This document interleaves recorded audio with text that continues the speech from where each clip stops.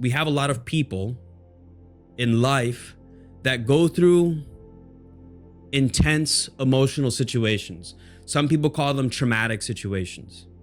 And essentially what happens is when you experience a traumatic event, your body secretes a ton of stress hormone, either adrenaline, depending on what you're experiencing, or cortisol over time.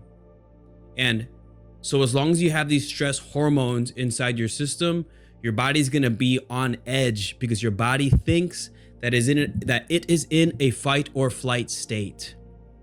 Now, if you're someone that experiences a traumatic event, let's say that happens to you when you're 5, because sometimes I work with clients and it happens as young as 3.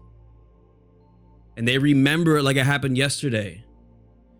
The thing is that your body, when you go through these things and you don't resolve it, you don't do something about it to make yourself feel better about the things that happen, whether you did something to someone or somebody did something to you. If you don't do anything to resolve it and think about these situations with peace, your body still thinks that it is still in danger from that event. So in other words, how do I say this? An example of this would be someone, let's say, who got stung by a bee when they were young.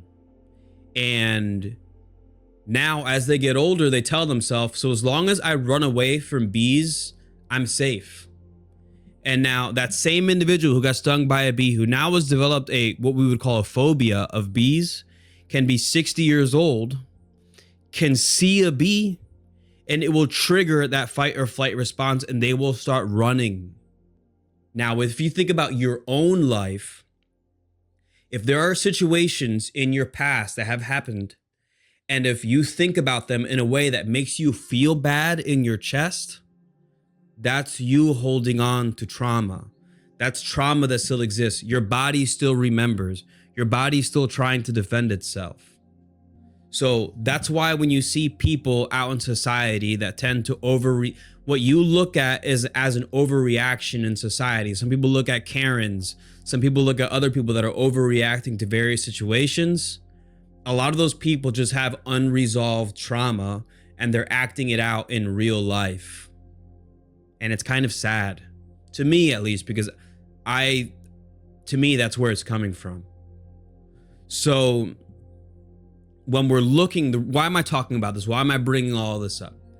The reality is that when people have an emotional reaction, there's always a valid response. There is an equal and valid response that caused that emotional action.